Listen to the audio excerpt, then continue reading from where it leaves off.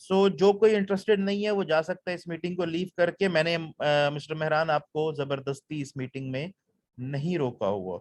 मैं सिर्फ उनके लिए डिस्कशन कर रहा हूं जो अपने बेनिफिट के लिए ये जानना चाहते हैं, क्योंकि हमारे यहाँ काउंसलिंग कोई नहीं करता। आपको कोई नहीं बताएगा कि लेट्स सपोज इस फील्ड में बहुत जॉब्स हैं।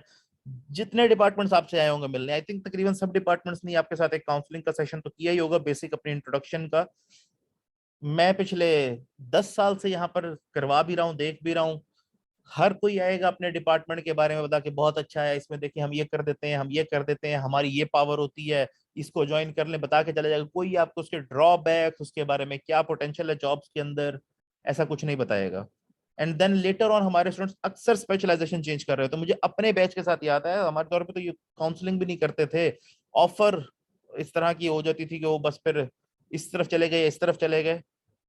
Just a sec, you have to remember this के हर एरिया के अपने एडवांटेजेस भी हैं, डिसएडवांटेजेस भी हैं। First things first, follow your heart. इसके अलावा आपका काम नहीं चल सकता। अगर आप ये सोचे ना कि मैं ये देखूंगा कि मार्केट में इसकी डिमांड ज्यादा है, इसके पर सैलरी ज्यादा मिलेगी, so let me tell you very clearly, Allah सुब्हानो ताला ने मुसलमानों के लिए या इवन हर बंदे के लिए, जो बंदा इस दुनिया में आया है उसका रिस्क लिख दिया है। और ये रिस्क लिखे हुए बड़ा अरसा हो चुका है। ये कोई ऐसी बात नहीं है कि आज जाकर तय होना है। आज हम स्पेशलाइजेशन डिसाइड करेंगे तो हमारा रिस्क तय होगा। वो रिस्क आपके लिए लिखा जा चुका है, और बहुत अरसा पहले व्हेन यू वर बॉर्न उस वक्त अल्लाह ने लिख दिया था कि इस वक्त इसको इतना रिस्क। ना कोई आपके इस रिस्क में से 1 रुपए की कमी कर सकता है, ना ही आपको 1 रुपया ज्यादा दे सकता है, ना ही आपको वक्त से पहले मिल सकता है, ना ही आपको वक्त के बाद मिलेगा। जब लिखा गया उसी वक्त मिलना है। और अल्लाह सुब्हानो ताला कहते हैं कि जी तुम मुझ पर तवक्कल करके तो देखो, उस जगह से रिस्क दूंगा जहां से तुम सोच भी नहीं सकते। हो सकता है आपकी स्पेशलाइजेशन का एरिया को बहुत ज्यादा अच्छा ना निकले, लेकिन हो सकता है इस वजह से आप लाइफ में किसी ऐसी डायरेक्शन की तरफ चले जाएं कि वहां पर आप ज्यादा कमाने लग जाएं। मैं आपको एक एग्जांपल शेयर करता हूं। मैं अपने स्टूडेंट्स को एक बात बहुत क्लियरली बता दूं, जो मैं एडवाइस करता हूं। मेरी एडवाइस, मैं यार खुद जॉब कर रहा हूं, ये आपको मैं पर्सनल एज अ फ्रेंड इस लेवल के पर मैं सारी बात करने वाला हूं आपसे यहाँ पर जितनी भी होगी, सो इसको आप अपने हद तक भी रखेंगे, क्योंकि मैं इसके अंदर अपने एक्सपीरियंसेस, अपने जो ओपिनियन है उसको पूरे को आपको अपडेट कर दूंगा। I am doing a job, मेरी जॉब बड़ी एनवी की जाती है, it's a very good job if you से। लोग बड़े पसंद करते हैं इस तरह की कोई जॉब हमारे पास। बैक देन जब हम देखते थे तब तो शायद it was much more fancier. आज तो it is not that fancy, we have to just work a lot, और the end reward is usually nothing. Even I get paid well, but to be honest, मैंने एक दिन calculation की सिर्फ, क्योंकि मैं ये देख रहा था क्योंकि यार people are not happy with these jobs as well. मेरे कोलीग्स या मैंने और इस लेवल के अगर कोई लोग देखे हैं, मैंने एक दिन सिर्फ बजट बनाया, सिर्फ ये कैलकुलेशन की कि अगर एक बंदे ने इस सैलरी के ऊपर अपना घर चलाना हो, 1-2 बच्चे हों, 2-3 बच्चे यूजुअली जो आमतौर पे हमारे यहाँ होते हैं, उनकी फीस वगैरह स्कूल की एंड एवरीथिंग। और कई लोगों से क्योंकि मेरी बात होती है, हम फाइनेंस पढ़ाते हैं, हम यहाँ लोन्स और ये बैंकिंग और इस्लामिक बैंकिंग ये सब डिस्कस कर रहे होते हैं, तो कई स्टूडेंट्स भी हमारे ऐसे होते हैं जो प्रोफेशनल्स हैं, उनके साथ डिस्कशन होती है, बड़ी डिटेल डिस्कशन होती है हमारी। तो उसके अंदर ये चीज बड़ी क्लियर मेरे माइंड में आ गई कि एक बंदा इस अच्छी जॉब के ऊपर रहते हुए, अच्छी सैलरी जो पाकिस्तान में अच्छी कंसिडर की जाएगी, लेते हुए पूरी जिंदगी में अपना घर नहीं बना सकता। ये फैक्ट है, पूरी जिंदगी में अपना घर नहीं बना सकता। आज प्राइसेस देखें, आप अपनी गाड़ी नहीं खरीद सकता, बड़ा मुश्किल होता है लोगों के लिए गाड़ी खरीदना। मैं सिर्फ उससे ये देख रहा था क्योंकि अगर वो इतना रेंट दे रहा है, ये दे रहा है, ये खर्चे दे रहा है, ये बिल दे रहा है, उसको अगर एक आधा कोई एसी चलाना है या लेट्स सपोज, तो उसके पास पीछे बचता ही कुछ नहीं मंथ के बाद। लेट सपोज एक पूरी एक कैलकुलेशन मैंने रफली देखी, एक क्योंकि हम बेसिक तो वो देख रहे होते हैं जो बिल्कुल मिनिमल है, जैसे हम कहते हैं गवर्नमेंट हमारी कहती है जैसे मिनिमम वेज, उसकी बेसिस के ऊपर तो मैंने कभी आज तक मैं बजट नहीं बना सका। आई डोंट नो कि कोई उस मिनिमम वेज के ऊपर कैसे गुजारा करता है। मैं सोच भी नहीं सकता कि कोई उस वेज के ऊपर बजट बना सकता अपने घर का। People do in this country but that's a fact. लेकिन तो वेजेस जो है, जो सैलरीज है हमारे यहाँ, वो बहुत लिमिटेड है। और इस बारे में एक चीज आपको बता दूं, ये आप मार्केट में कभी भी जाएं आप पूछ सकते हैं, ये मैंने उस दिन भी डिस्कस किया था कि आपके ताजिर जितने भी हैं, ट्रेडर्स जितने भी हैं, क्योंकि होली प्रॉफिट मोहम्मद सल्लल्लाहु अलैहि वसल्लम के दौर के अंदर ट्रेडिंग को बड़ा प्रेफर किया जाता था। तो इसके बारे में ये कहा जाता है कि अल्लाह ने रिस्क के 10 हिस्से किए, नो ट्रेडिंग में डाल दिए और एक ये जॉब्स और बाकी सारे तमाम कामों के थ्रू जो आपको मिलते हैं उसमें दे दिए। और कुरान पाक में बार बार जिक्र है कि अल्लाह का फजल तलाश करो, और हमने तुम में से कुछ लोगों को कुछ से ऊपर कर दिया ताकि वो औरों को अपने पास काम पे लगाकर कुछ उनको भी रिस्क पहुंचा सकें। तो ये जॉब बेस्ड है, इसको बहुत ज्यादा इस्लामिक कॉन्टेक्स्ट में भी प्रेफरेंस नहीं दी गई। और मैं एडवाइस करता हूँ अपने स्टूडेंट्स को कि गो फॉर एंटरप्रेन्योरशिप। अब आप एंटरप्रेन्योरशिप का जब वर्ड सुनेंगे, ओहो इन्वेस्टमेंट चाहिए, बहुत पैसा चाहिए, ये चाहिए, वो आना चाहिए, वो आना चाहिए, नो। मैं आपको दुनिया के एंटरप्रेन्योर्स का नाम बता सकता हूं जिसके पास दो पैसे नहीं थे जेब में। स्टीव जॉब्स, अपने फादर के गराज के अंदर से उसने अपना कंप्यूटर का बिजनेस शुरू किया था। जो एप्पल कंप्यूटर, जिसके आज कंप्यूटर लेने के लिए लोग तरसते हैं, इतने महंगे बेच रहे हैं, लोग खरीदते हैं, मजबूर हैं, उनका आईफोन लेने के लिए मजबूर हैं, क्योंकि वो, अब मैं पर्सनली आईफोन से एंड्रॉइड के ऊपर एक बार शिफ्ट करके देख चुका हूं। I can not shift to the Android system. वो वर्केबिलिटी, वो मनूवरेबिलिटी, वो फ्लॉलेसनेस है ही नहीं। मैं मैक से विंडोज पे नहीं जा सकती। विंडोज आपकी कुछ अरसे बाद फिर बंद हो गई, फिर रीइंस्टॉल, नई आ गई है, बहुत बेहतर आ गई है, लेकिन फिर भी उस लेवल की आज तक वो नहीं बना सके। अब शायद कुछ हद तक बेहतर आई है, कुछ सिस्टम्स लैपटॉप कुछ ऐसे आए हैं जिसके अंदर ये मसले नहीं आ रहे। लेकिन मुझे नहीं याद कि कभी जब से मैंने मैक ली हो मुझे कभी इसकी विंडो री इंस्टॉल करनी पड़ी हो, जिसे विंडो हम कहते हैं, जिसे मैक कहते हैं। तो क्वालिटी के ऊपर वो बंदे गए। आज आपके सामने एग्जांपल, फेसबुक, मार्क जुकरबर्ग, उसको हार्वर्ड में कोई मुंह नहीं लगाता था, कोई फर्टर्निटी में लेने को तैयार नहीं होता था। उस बंदे ने एक आपका ये फेसबुक बनाया, and today you can see where he is. TikTok, दुनिया के टॉप के बिलियनियर्स के अंदर काउंट होते हैं। टिकटॉक वाला मार्क जुकरबर्ग, वो अली बाबा वाला जैक मा, कितने पैसे थे इनकी जेब में? आइडिया, ये दिमाग जो मैं आपसे अक्सर कहता हूं कि आई can not teach you anything, I can only make you think. मेरा पर्पस वहां की जो आपकी किताबें मैं आपको पढ़ा रहा हूँ, ये जो चीजें मैं आपको बता रहा हूँ, ये सब करवाना मेरा मकसद है ही नहीं। ये मैं करवा रहा हूँ मजबूरी, क्योंकि आप सब इसकी तरफ खुद से नहीं जाते। वहां पर मेरे हुए बगैर भी आप ये किताब खुद से पढ़ सकते हैं। ये इतनी इजी किताब है, ये लिखी हुई, आप पढ़ लें तो आप अपना पेपर कर सकते हैं इजीली। मेरा पर्पस वहां पर आपको सोचने समझने पर, अपने दिमाग को इस्तेमाल करने पर मजबूर कर देना है। आप में से कितने लोग हैं जिन्होंने आज तक ये डिसाइड किया हुआ था, आज अब स्पेशलाइजेशन सिलेक्शन सर पे आ गई, हमें नहीं पता हमने कौन सी स्पेशलाइजेशन सिलेक्ट करनी है। मेरे पास स्टूडेंट आते हैं फर्स्ट सेमेस्टर से, आई डोंट नो, मेरा ख्याल है हमने फर्स्ट सेमेस्टर में भी इंटरेक्शन की हुई, I think I have taught you in the first semester. मुझे याद आ रहा था वो कोविड के दौरान आई थिंक पढ़ाया मैंने। मैंने पहले दिन यूजुअली, क्योंकि ये कोविड के सेशंस तो बहुत ही मेरे ऑफ गए हैं, I haven't been able to be in touch with the students. लेकिन मेरा पहला सवाल जो उनसे होता है कि भाई चलें ठीक है, आप सबने पढ़ी मेडिसिन कि हम सब डॉक्टरी करेंगे, लेट सपोज एडमिशन ही हुआ, हमारे यहाँ सीट्स कम है और 2000 मसाइल हैं, हमारे सिस्टम के 2000 फ्लॉज हैं, एंट्री टेस्ट और ये वो सारे फ्लॉज, ठीक है जी, हमारे पास ऑप्शन नहीं मिली, हम इधर आ गए बिजनेस स्कूल। हमें जी फादर ने कहा, मुझे दोस्त ने कहा, मुझे कजन ने कहा, मुझे इसने कहा, ठीक है आ ही गए हो, तो अब सोच लो कि अब मैंने क्या करना है। जब मैं यहाँ आ ही गया हूँ, मैं बिजनेस पढ़ ही रहा हूँ, क्यों पढ़ रहा हूँ? मैं रोज यहाँ आता हूँ, घर वाले धक्का दे देते हैं, भेड़ बकरियों की तरह मैं चल के आ जाता हूँ रोज। एक उस्ताद जी होते हैं, वो हमें पढ़ा के चले जाते हैं, that's it, end of story. हम किसी तरह से पेपर से पहले रट्टा शट्टा मार के, कोई इधर उधर से थोड़ा सा देख के मिड फाइनल पास करते हैं, दैट्स इट। चौथे सेमेस्टर में हम आ गए, हमें नहीं पता हमारी फ्यूचर की डायरेक्शन क्या है। मुझे आगे एमएस करना है नहीं करना, मुझे आगे जॉब करनी है नहीं करनी, मुझे आगे बिजनेस करना है नहीं करना, मैंने अपनी लाइफ के साथ क्या करना है, मैं दुनिया में क्या करने आया हूँ। मैं दुनिया आया हूं ना, मेरा क्या कोई ऑब्जेक्टिव होगा, कोई किसी वजह से अल्लाह ने मुझे जिंदगी दी है ना, दुनिया भेजा है। अशरफुल मखलूकात, उसे अपने दुनिया में आने का मकसद नहीं पता। मैं आज अपने आप के ऊपर आज तक इस बात के ऊपर बड़ा अफसोस करता हूँ कि मैंने, आप सब तो अभी यंग हैं, लेट सपोज कि आपके पास अभी काफी जिंदगी पड़ी है, जूम करते हैं, लेकिन आम एवरेज जिंदगी हमारे यहाँ 60 65 60 70 ईयर्स होती है, वो भी किसी को मिले किसी को नहीं, मेल्स के अंदर स्पेशली। फीमेल्स की चले थोड़ी सी ऐड कर लें इसके अंदर। मैं तकरीबन अपनी आधी जिंदगी गुजार चुका हूँ। आज तक पूरा कुरान पाक मुझे तफसीर के साथ अगर नहीं पढ़ा, तो जो हमारी गाइडेंस की सबसे बेस्ट बुक है, क्योंकि मुझे अरेबिक नहीं आती, मैंने अरबी में बहुत बार पढ़ा है, मुझे पता ही नहीं अल्लाह ने मुझे अंदर क्या गाइडेंस दी है। मैं अपने आप को बड़ा बदनसीब समझता हूँ, मुझे बहुत अरसा पहले ये काम कर लेना चाहिए था। मुझे आज रियलाइज हो कि ये चीज मुझे नहीं करनी चाहिए थी, ये नहीं करनी चाहिए थी, ये मैंने जो किया ये सही किया, ये मैंने जो किया ये मैंने गलत किया। एक चीज ये क्लियर कर दूं, आपके रिस्क का आपकी स्पेशलाइजेशन सिलेक्शन से कोई ताल्लुक नहीं हो सकता है आप गलत स्पेशलाइजेशन सिलेक्ट कर लें और उसको लिंक अल्लाह इस तरह से बनाए, जैसे जैक मा, वो कहता है जी हर तरफ मैं फेल हुआ हूं, जहां गया हूं फेल हुआ हूं, लेकिन आज देखें कि वो उसने एक अली बाबा बनाया और कहां से कहां पहुंच गए। तो वो कहता है कि जी मैं रिस्क ऐसे दूंगा कि तुम सोच भी नहीं सकते कि कहां से तुम्हें रिस्क मिल गया। सो और इसकी एग्जांपल सहाबा की जिंदगी से मिलती हैं। और जितना रिस्क आपका है वो आपका लिखा गया है, इस बात के बारे में बिल्कुल श्योर रहें।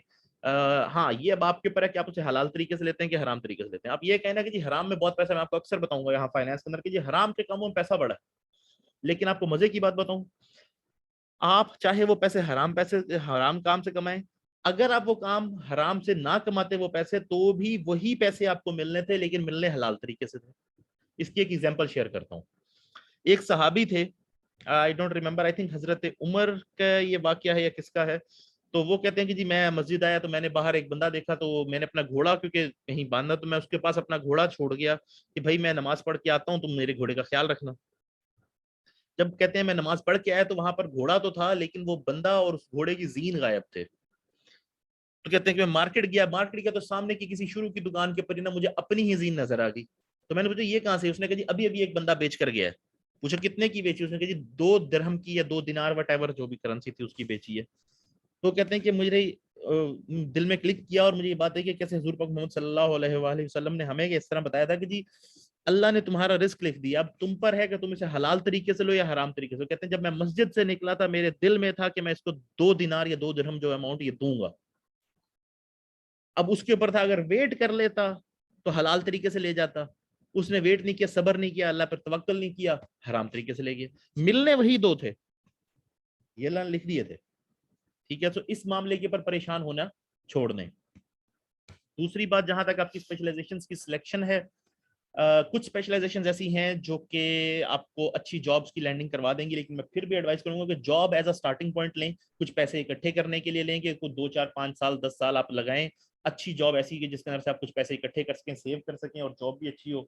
और उसके बाद आप उसको अपना बिजनेस करें, पहले तजुर्बा भी लें साथ ही। एक चीज, अपना बिजनेस एंटरप्रेन्योरशिप के लिए तजुर्बा बहुत जरूरी है, तो उसी एरिया की तरफ जाएं जिस तरफ का आपको बिजनेस करना है कल को, ताकि उसका एक्सपीरियंस हो जाए 10 15 साल का, 10 12 साल का, कि अच्छा ये काम होता कैसे, इसके अंदर क्या निटिगिटीज हैं, सारी समझ आ जाए। और उसके बाद आप उसमें हाथ डालें और अपने कुछ पैसे साइड पे सेव भी कर लें उतनी देर में।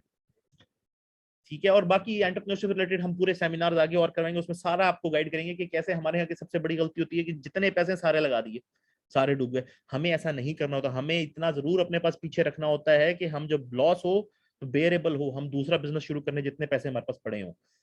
दुनिया में कोई ऐसा नहीं जिसका शायद ही पहला ही बिजनेस चल पड़ा हो, कई ऐसे भी हैं जिनको पहले नुकसान भी हुए। थॉमस एडिसन ने को 1000वीं अटेम्प्ट के ऊपर बल्ब बनाया था।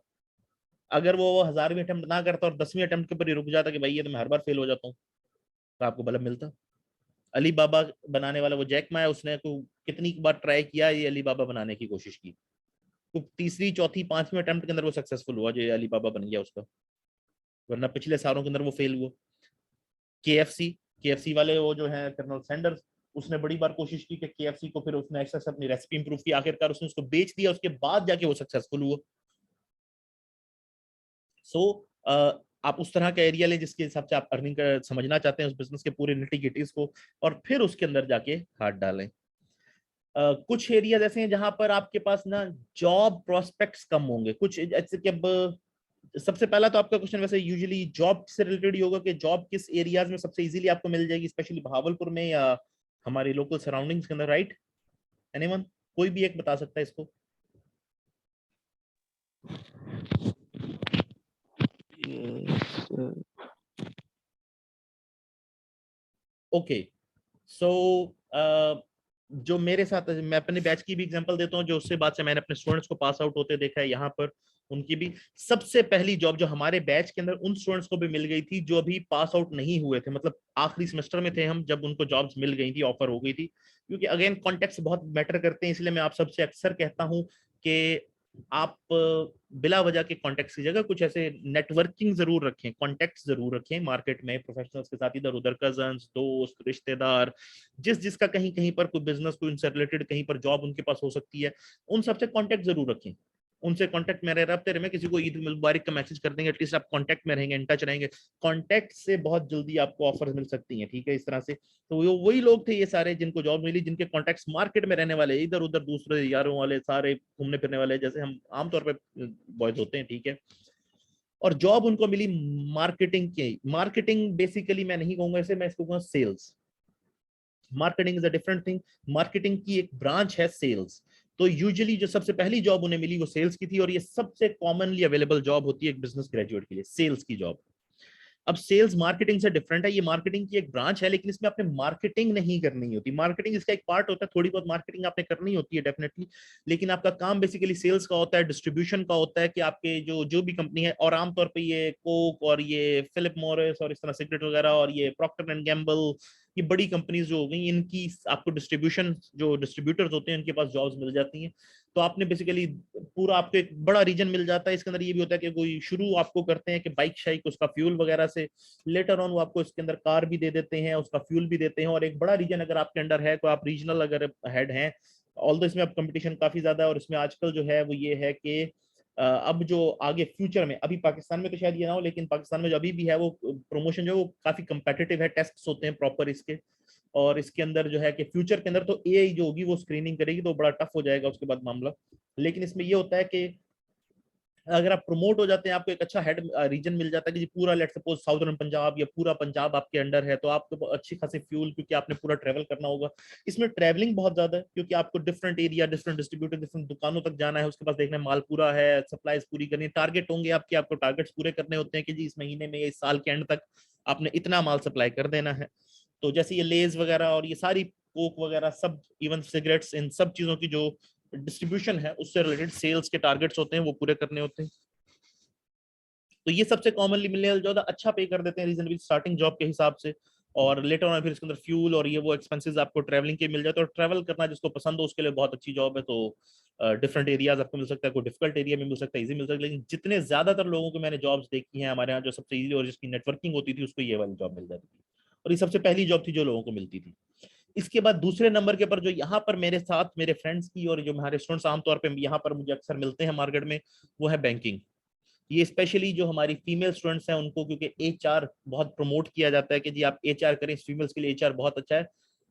एचआर से मेरी कोई दुश्मनी नहीं है, मैं पर्सनली एचआर बहुत पसंद करता हूँ। मुझे कॉन्फ्लिक्ट मैनेजमेंट और इस तरह के सारे मामला एचआर के बहुत ज्यादा पसंद है। मेरी पर्सनल जो पोस्ट डॉक है वो भी एचआर से रिलेटेड है, एंटरप्रेन्योरियल के अंदर और ऑर्गेनाइजेशन लीडरशिप के अंदर। लेकिन अनफॉर्चुनेटली हमारे यहाँ एचआर की जॉब्स नहीं है, और इसकी एक वजह है, एचआर की जॉब्स बहुत लिमिटेड होती हैं। मतलब एचआर के अंदर लेट सपोज आपको जो जॉब मिलती है ना वो मिलेगी, जैसे कि अब अगर आप आईयूबी को देख लें, आईयूबी इतनी बड़ी यूनिवर्सिटी है, हमारे पास 20-25-20 एक हजार तो एम्प्लॉय, 20 हजार सॉरी ज्यादा कह रहा हूँ, सिर्फ फैकल्टी के नाम के ऊपर 2,500-3,000 फैकल्टी होगी। उसके अलावा एडमिनिस्ट्रेटिव स्टाफ तकरीबन इतना होगा, और रफली ठीक है, इतना नहीं होगा तो इससे थोड़ा कम होगा, लेकिन क्योंकि उसमें फिर वो माली शाली और वो सारे आ जाते हैं, तो तकरीबन 5-1 हजार से प्लस की आईयूबी की एम्प्लॉयज की रेंज है, कि 5,000 से ज्यादा एम्प्लॉयज इसकी एक ऑर्गेनाइजेशन के। इसमें एचआर डिपार्टमेंट में आपको क्या लगता है कितने लोग होंगे? मुश्किल से 3-4, वो भी डिफरेंट एरियाज के अंदर, वो डिफरेंट रजिस्ट्रार्स क्योंकि होते हैं हमारे पास, फैकल्टी का डिफरेंट होता है और फिर रिक्रूटमेंट का एक डिफरेंट है, इसलिए मुश्किल से 2-3, और फिर उसके अंदर डिप्टी रजिस्ट्रार और कोई एक आधे यार होगा, तो मुश्किल से 3-4, चले मैक्स अगर कर लेंगे ना 5 होंगे जो लोग एचआर से रिलेटेड काम कर रहे हैं। और उनका भी जब आप कभी अखबारों में ऐड देखेंगे ना एचआर की, कभी आप मैं आपको जितनी बातें बता रहा हूँ ये फैक्ट्स होंगे, आप चाहें अभी जाकर अखबार खोलकर चेक कर लें, गूगल कर लें, सारे न्यूज़पेपर सब तो ऑनलाइन आते हैं, चेक कर लें। जो एड एचआर की होगी उसमें एक्सपीरियंस लिखा हुआ होगा जी, 10 साल का एक्सपीरियंस हो। और ये मैं वो बता रहा हूँ जो एंट्री लेवल है, 5-7-8 साल, 8-7 से 10 साल का एंट्री लेवल के ऊपर एक्सपीरियंस। और अगर कोई प्रॉपर एचआर मैनेजर उनको हायर करना है, जैसे इनके बैंक्स का होता है, बैंक कितना बड़ा एम्प्लॉयर है, ठीक है, बैंक के हजारों एम्प्लॉयज होते हैं, उसके हेड ऑफिस में 2 से 3 मुश्किल से एचआर के लोग होते हैं। इसके अलावा एचआर का कोई उनके हेड ऑफिस में नहीं होता, और हेड ऑफिस में होते हैं कहीं रीजनल ऑफिस के अंदर आपको नहीं मिलेंगे। तो उसी हिसाब से वो जब ऐड आती है ना, 15 साल का एक्सपीरियंस अगर आपको प्रॉपर एचआर का मैनेजर उनको चाहिए ना, 15 साल एक्सपीरियंस वाला मांगते हैं। और मजे की बात, जॉब यहाँ कोई देता नहीं, जॉब्स है नहीं मार्केट में। मैंने तो अभी रिसेंटली सुना कि पीएचडीज को जॉब नहीं मिल रही, हालांकि उनके लिए गवर्नमेंट ने और एचईसी ने काफी सारे इनिशिएटिव स्टार्ट किए हैं, अगर उनको भी नहीं मिल रही, सो यू कैन इमेजिन कि दिस इज एन एरिया जहां पर जॉब्स की अवेलेबिलिटी कम है। एचआर किसके लिए सूटेबल है, मैं आपको वो भी बता देता हूँ। जिसके बहुत अच्छे कॉन्टैक्ट्स हैं, जिसको पता है कि जी मेरे कोई सर्टन रिश्तेदार या मेरे रिलेटिव, बड़े क्लोज रिलेटिव्स सर्टन ऑर्गेनाइजेशन के हेड या सीईओ या सीएफओ टाइप हैं, वहां वो मुझे एडजस्ट करवा सकते हैं। अदरवाइज एचआर के अंदर मैंने किसी को एडजस्ट होते नहीं देखा भाई। बहुत मुश्किल है कि एचआर के अंदर एडजस्ट, आपको basic job entry level HR के अंदर है ही नहीं। उसमें भी जाना है ना, आपको बैंकिंग शैंकिंग करनी पड़ेगी। बैंकिंग में आप जरा थोड़ा सा सी ऑपरेशंस मैनेजर या इस तरह कुछ हो जाएंगे कि आपके नीचे 5-7 बंदे या ब्रांच मैनेजर हो जाएंगे, 5-7 बंदे काम कर रहे थे। फिर कहीं जाकर आपको एचआर लेवल की किसी जॉब के लिए इतना एक्सपीरियंस होगा कि आप उस पर अप्लाई कर सकें। अदरवाइज बहुत मुश्किल होता है कि आपको एचआर की जॉब डायरेक्टली आप अप्लाई कर सकें या कर सकें। मैंने किसी को नहीं करते देखा अब तक। मैंने जितने एचआर पढ़ने वाले लोग थे हमारे साथ भी, या जितने मेरे साथ फाइनेंस पढ़ने वाले भी थे एचआर वाले, अब जैसे फीमेल्स हमारी, अक्सर मैंने जितनों को देखा है दो ही एरियाज में देखा है, 2 से 3 के अंदर, ठीक है। एक एजुकेशन के अंदर, जैसे कि यूनिवर्सिटीज वगैरह हो गई, इसके अंदर, कॉलेजेस के अंदर। और दूसरा एरिया जो मैंने उनको जहां पर बहावलपुर में रहते हुए जॉब्स करते हुए देखा है, या इवन बहावलपुर से बाहर भी, बैंकिंग के अंदर। मेरे क्लास फेलोज भी बैंकिंग के अंदर जॉब मिली है, बैंकिंग ही किया उन्होंने। उसके अलावा मेरे जो स्टूडेंट्स अक्सर मिलती हैं वो भी यूजुअली बैंकिंग में आपको मिलेंगी यूजुअली। मेरी कई स्टूडेंट्स जो बड़ी, मुझे पता था कि जैसे ये जी हमारी टॉपर्स रही हैं या हमारी अच्छी पढ़ने वाली स्टूडेंट्स रही हैं, यूजुअली वो आपको बैंकिंग के अंदर ही मुझे देखा है कि जी इस बैंक में चाहिए हमारी स्टूडेंट है।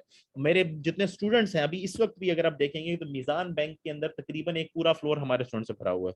यहाँ एचबीएल हमारा जो है यूनिवर्सिटी का, इसके अंदर भी हमारे स्टूडेंट्स अक्सर जॉब कर रहे होते हैं। इसके जो फरीद ग्रेड वाली ब्रांच है वहां पर भी हमारे स्टूडेंट्स काम कर रहे हैं। अल्फला में हमारे स्टूडेंट्स हैं, इतने सारे बैंक्स में, क्योंकि बैंकिंग की वजह से बहुत ज्यादा कॉन्टेक्ट रहता है बैंकर्स के साथ। तो ये कई बैंक्स के अंदर हमारे स्टूडेंट्स काम कर रहे हैं, ज्यादातर हमारे स्टूडेंट्स बैंकिंग कर रहे हैं, ठीक है। तो ये दूसरा एरिया है जहां पर बहुत ज्यादा पोटेंशियल होता है, क्योंकि ये आपको एंट्री लेवल से ले लेते हैं। ऑल तो यहाँ कुछ हद तक कॉन्टेक्ट्स भी चलते हैं। और जैसे कि ये इस्लामिक बैंकिंग है, इसके अंदर खास तौर के ऊपर उन्होंने मुझसे, क्योंकि मेरी उनसे बड़ी डिटेल डिस्कशन हुई है, इसके अंदर तो उन्हें बस बंदा चाहिए कि सर जो काम करने वाला मेहनती बंदा हो, हम हायर करने को तैयार हैं। हमें वो कहते हैं जी हमें इस्लामिक बैंकिंग के प्रोडक्ट समझाने वाला कोई अच्छा बंदा नहीं मिलता अपने कस्टमर को। हम हायर करते हैं उसको कस्टमर रिलेशनशिप ऑफिसर के लेवल के ऊपर से, और जो कि सबसे पहले कस्टमर जो आएगा उससे डील करेगा, तो उसको कस्टमर डीलिंग आ जाती है, उसके बाद सर उसके प्रमोशन के चांसेस बढ़ जाती है। ये मुझे उनके रीजनल हेड ने कहा मीजान पे, और एक्चुअली ऐसा हो रहा है वहां पर, वो बड़े प्रमोशन के उसके चांसेस बन जाते हैं और अच्छा वो वहां पर सेटल हो जाते हैं।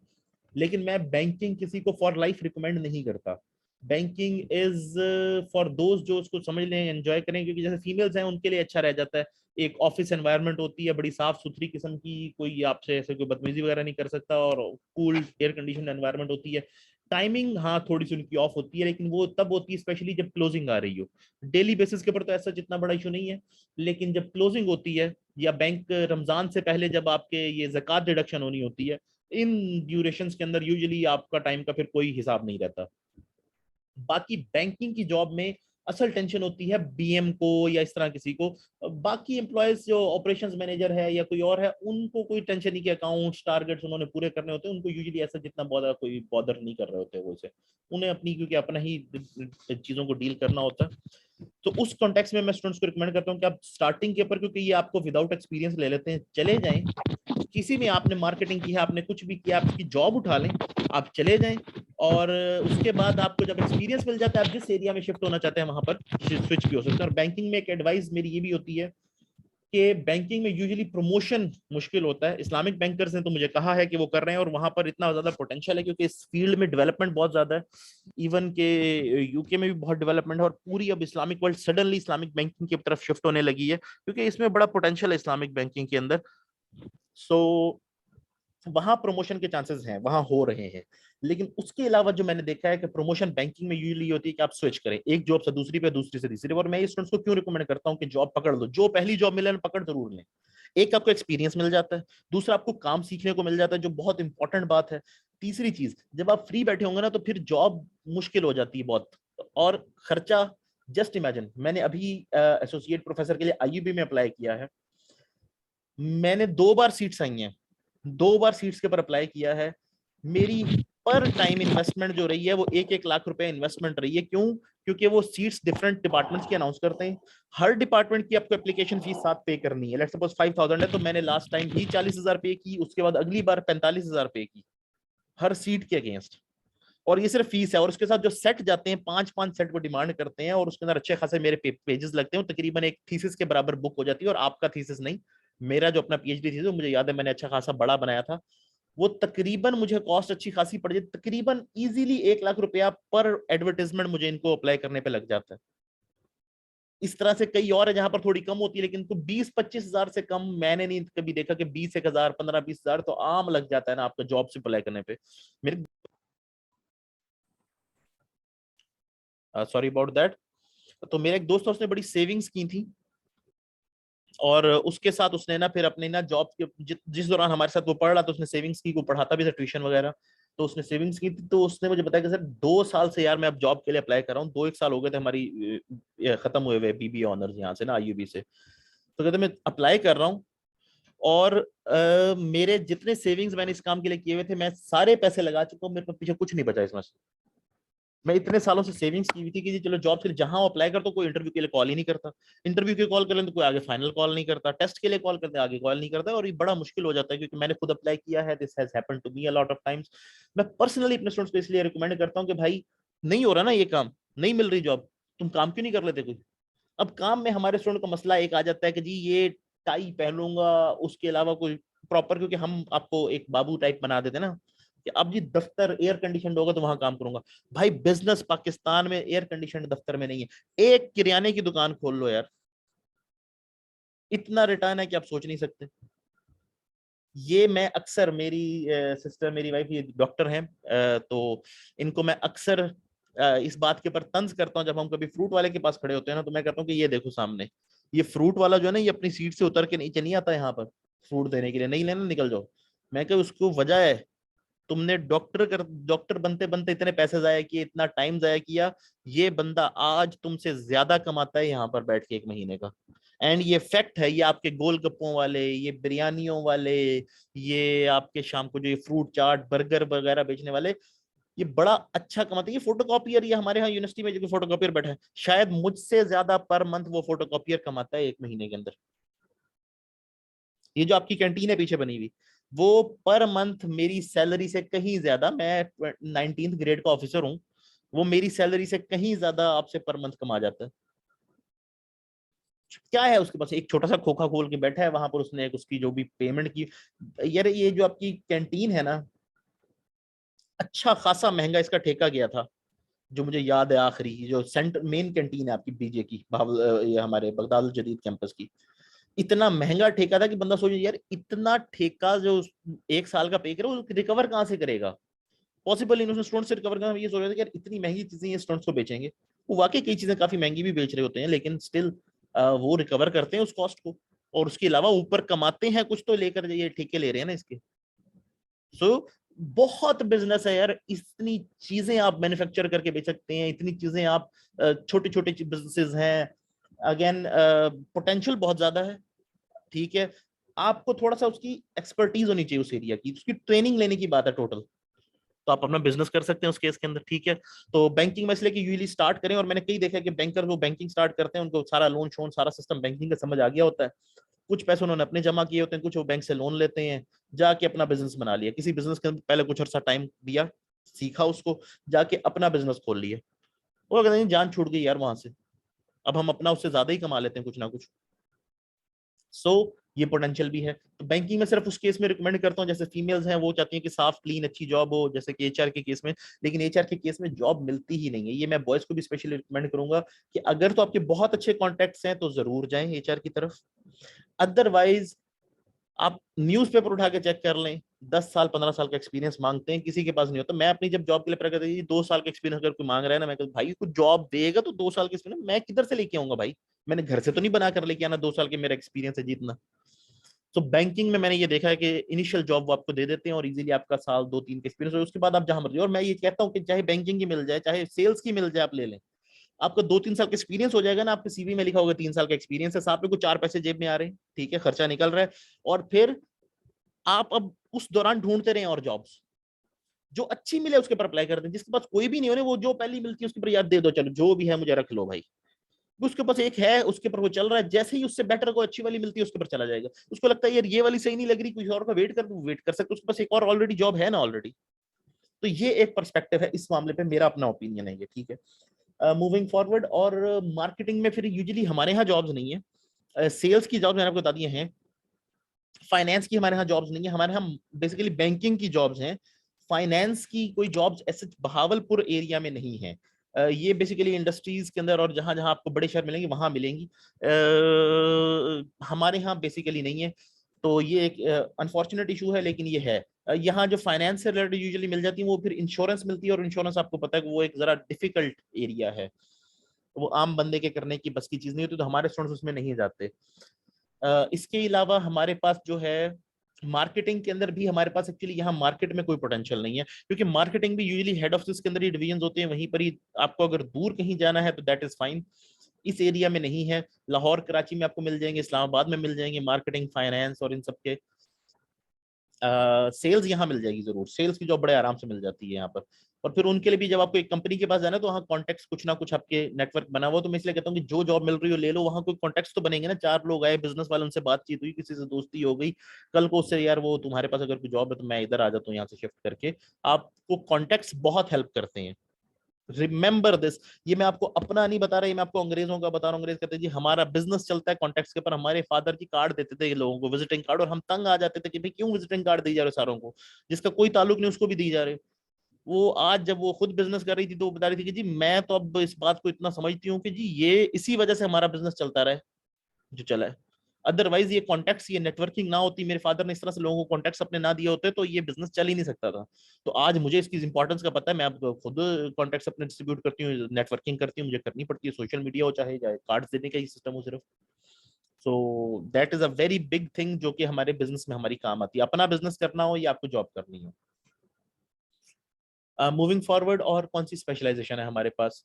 आई डोंट नो और कोई स्पेशलाइजेशंस ऑफर हो रही हैं इस बार, सप्लाई चेन और ये जो है एंटरप्रेन्योरशिप और ये डिजिटल मार्केटिंग वगैरह, तो मैं इनके बारे में ही बता देता हूँ आपको फिर।